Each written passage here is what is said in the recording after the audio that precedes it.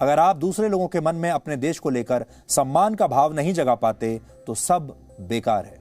लेकिन आज आजाद होने के बाद भी हमारे देश के लिए यह भाव संकीर्ण मानसिकता से जन्म नहीं ले रहा है।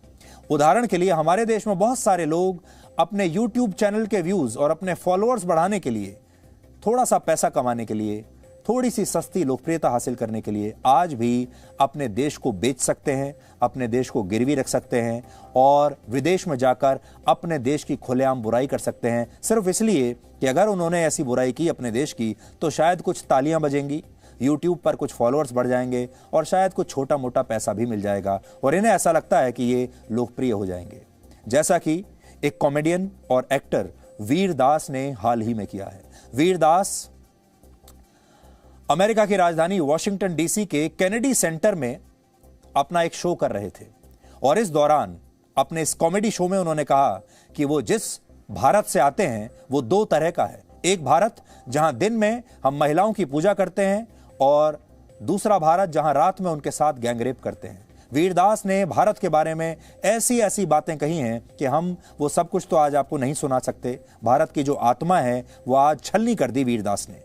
विदेश में जाकर भारत के बारे में, जहां उन्होंने जन्म लिया है, जहां पैदा हुए, जहां वो वीरदास बने, जहां से पैसा कमाया, जहां से लोगों की उन्होंने ये लोकप्रियता हासिल की, आज उसी देश के बारे में अमेरिका में जाकर वो क्या बोलते हैं उसका एक छोटा सा अंश आप देख लीजिए। And yet I come from an India where leaders hug each other without masks. I come from an India where the AQI is 9,000 but we still sleep on the roof and look up at the stars. I come from an India where we worship women during the day and gang rape them at night.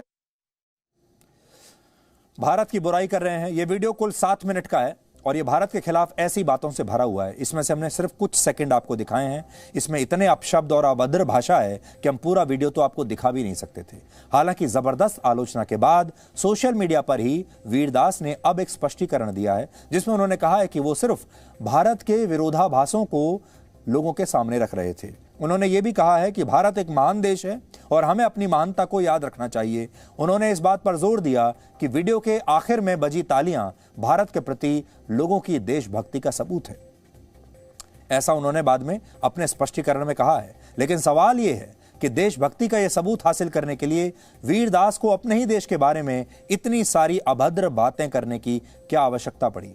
आज हम चाहते हैं कि हमारा देश वीरदास जैसे लोगों को पहचाने जो हमारे देश को गिरवी रखते हैं, हमारे देश को बेचते हैं ताकि ये लोग पैसा कमा सकें, ताकि ये लोग नए फॉलोअर्स ले सकें, ताकि इनके YouTube चैनल्स पर ज़्यादा व्यूअरशिप आ सके और छोटा मोटा पैसा भी ये कमा सके। अब आप सोच लीजिए, आज जो भारत के वो बड़े बड़े क्रांतिकारी रहे होंगे जिन्होंने अपनी जान देकर भारत को आज़ाद कराया, आज उनकी आत्मा ऐसे लोगों को देखकर कितनी छलनी होती होगी।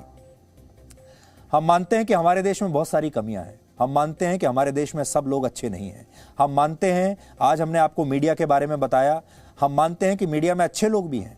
आज हमने आपको बताया कि 70-75 साल में मीडिया ने क्या किया। ऐसा नहीं है कि सारे मीडिया ने ही खराब काम किया, मीडिया ने अच्छा काम भी किया है। हमारे देश में कुछ अच्छे पत्रकार भी रहे हैं, कुछ अच्छे अखबार भी हैं और हमारे ही देश के मीडिया ने भ्रष्टाचार के इतने बड़े बड़े मामलों को लोगों के सामने उजागर किया है। हमारे ही देश में ऐसे ऐसे पत्रकार हुए हैं जिन्होंने अपनी रिपोर्ट्स के आधार पर बड़े बड़े नेताओं को जेल तक पहुंचाया है। ऐसा नहीं है, अच्छा काम हुआ है, लेकिन बुरे काम भी बहुत हो रहे हैं और वीरदास ने जो किया है वो भी एक ऐसा ही काम है। इसलिए आज हम ये मांग करते हैं कि वीरदास ने अमेरिका में जाकर जो अभद्र बातें अभिव्यक्ति की आज़ादी के नाम पर कही हैं उन पर मुकदमा चलना चाहिए, FIR होनी चाहिए और वीरदास को अरेस्ट करना चाहिए, गिरफ्तार करना चाहिए वीरदास को। क्योंकि अगर ऐसे लोगों के खिलाफ अब हमने कार्रवाई नहीं की तो इन लोगों की जो हदें हैं ये लोग पार करते चले जाएंगे, इन लोगों की जो हिम्मत है वो खुलती चली जाएगी और पूरे दुनिया में एक संदेश ये जाएगा